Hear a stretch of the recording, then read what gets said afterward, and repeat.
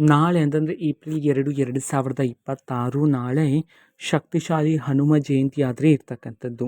ಅದೇ ದಿನದಂದು ದವನದ ಹುಣ್ಣಿಮೆ ದಿನವೂ ಆಗಿರ್ತಕ್ಕಂಥದ್ದು. ಹಾಗಿದ್ರೆ ಹನುಮ ಜಯಂತಿಯನ್ನು ಪೂಜೆ ಮಾಡಲು ಯಾವ ದಿನ ಸೂಕ್ತವಾಗಿದೆ ಅಂತಂದರೆ ಯಾವ ದಿನದಂದು ಶುಭ ಮುಹೂರ್ತ ಇರ್ತಕ್ಕಂಥದ್ದು?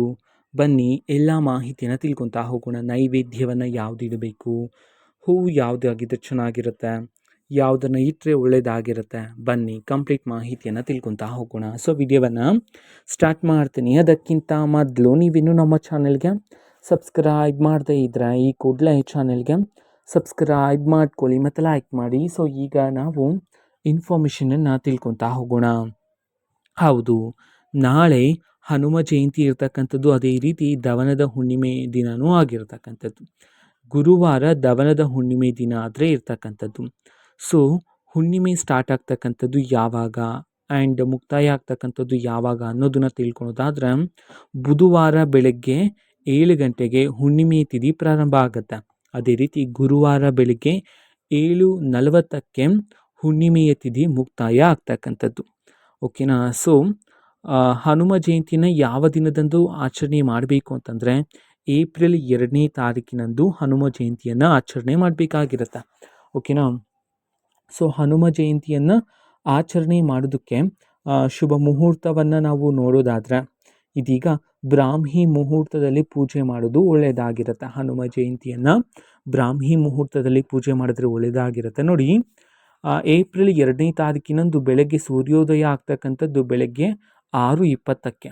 ಓಕೆನಾ? ಸೊ ಪೂಜೆ ಮಾಡಲು ಒಳ್ಳೆಯ ಸಮಯ ಬಂದುಬಿಟ್ಟು ಬೆಳಗ್ಗೆ 4ರಿಂದ 7:20ವರೆಗೂ ಸಹ ಸಮಯ ಚೆನ್ನಾಗಿರ್ತಕ್ಕಂಥದ್ದು. ಅಂತಂದರೆ ಬ್ರಾಹ್ಮಿ ಮುಹೂರ್ತದಲ್ಲಿರ್ತಕ್ಕಂಥ ಕಾರಣದಿಂದಾಗಿ ಬ್ರಾಹ್ಮಿ ಮುಹೂರ್ತದಲ್ಲಿ ನೀವು ಪೂಜೆ ಮಾಡೋದ್ರಿಂದ ತುಂಬ ಅದೃಷ್ಟ, ಒಳ್ಳೆಯ ಶಕ್ತಿಶಾಲಿಯಾಗಿರ್ತಕ್ಕಂತಹ ಸಮಯ ನಿಮ್ಮದಾಗಿರುತ್ತೆ. ಆ ಕಾರಣದಿಂದಾಗಿ ಬ್ರಾಹ್ಮಿ ಮುಹೂರ್ತದಲ್ಲಿ ಪೂಜೆ ಮಾಡೋದ್ರ ಮುಖಾಂತರ ನಿಮಗೆ ಒಳ್ಳೆಯದಾಗುತ್ತೆ. ಸೊ ನೀವು ಬೆಳಗ್ಗೆ 4ರಿಂದ 7:20 ಒಳಗಡೆ ಮಾಡೋದು ಒಳ್ಳೆಯದಾಗಿರುತ್ತೆ. ಅಥವಾ ಆಗಲಿಲ್ಲ ಅಂತಂದರೆ ಮಧ್ಯಾಹ್ನ 12ರಿಂದ 12:40ವರೆಗೂ ಸಹ ಸಮಯ ಚೆನ್ನಾಗಿರ್ತಕ್ಕಂಥದ್ದು, ನೀವು ಪೂಜೆಯನ್ನು ಮಾಡ್ಬೋದಾಗಿರುತ್ತೆ. ಅಥವಾ ಸಂಜೆ 5:30ರ ನಂತರನೂ ಸಹ ನೀವು ಪೂಜೆಯನ್ನು ಮಾಡ್ಬೋದಾಗಿರುತ್ತೆ. ಓಕೆನಾ?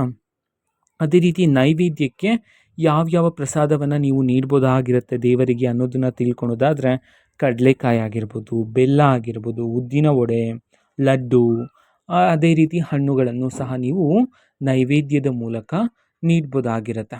ಓಕೆನಾ? ಸೊ ಅದಾದ ನಂತರ ಹೂವಿಗೆ ಬಂದರೆ, ಯಾವ ಹೂವನ್ನು ನೀವು ಪೂಜೆಗೆ ಬಳಸ್ಬೋದಾಗಿರುತ್ತೆ ಅಂತಂದರೆ, ಮಲ್ಲಿಗೆ ಹೂವನ್ನು ನೀವು ಹನುಮ ಜಯಂತಿಯಂದು ಪೂಜೆಗೆ ಬಳಸಬಹುದಾಗಿರುತ್ತೆ. ಅದೇ ರೀತಿ ಎಣ್ಣೆಗೆ ಬಂದರೆ ಮಲ್ಲಿಗೆ ಎಣ್ಣೆ ಅಂತ ಹೇಳಿ ಬರುತ್ತೆ, ಅದನ್ನು ಬಳಸೋದ್ರ ಮುಖಾಂತರ ತುಂಬ ಶ್ರೇಷ್ಠವಾಗಿರ್ತಕ್ಕಂಥದ್ದು.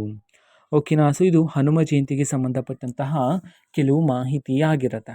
ಓಕೆನಾ? ಸೊ ಇದು ಇವತ್ತಿನ ಒಂದು ವಿಡಿಯೋ. ಇದೇ ರೀತಿ ಇನ್ನು ಹಲವಾರು ಯೋಜನೆಗಳಿಗೆ ಸಂಬಂಧಪಟ್ಟಂತೆ ಮಾಹಿತಿ ಬಂದ ನಂತರ ಆದಷ್ಟು ಬೇಗ ನಾನು ನಿಮಗೆ ಇನ್ಫಾರ್ಮೇಷನನ್ನು ತಿಳಿಸ್ತೇನೆ. ಅದಕ್ಕೋಸ್ಕರ ಚಾನಲ್ಗೆ ಸಬ್ಸ್ಕ್ರೈಬ್ ಮಾಡ್ಕೊಳ್ಳಿ. ಮತ್ತೀಗ ನಾವು ಫೇಸ್ಬುಕ್ಕಲ್ಲೂ ಸಹ ಈಗ ವಿಡಿಯೋಸ್ಗಳನ್ನು ಅಪ್ಲೋಡ್ ಮಾಡ್ತಿದ್ದೀವಿ. ಫೇಸ್ಬುಕ್ ಚಾನಲ್ ಲಿಂಕನ್ನು ಡಿಸ್ಕ್ರಿಪ್ಷನ್ ಬಾಕ್ಸಲ್ಲಿ ಕೊಟ್ಟಿರ್ತೇನೆ, ಕ್ಲಿಕ್ ಮಾಡಿಬಿಟ್ಟು ಫಾಲೋ ಮಾಡಿ. ಓಕೆನಾ? So thank you, bye.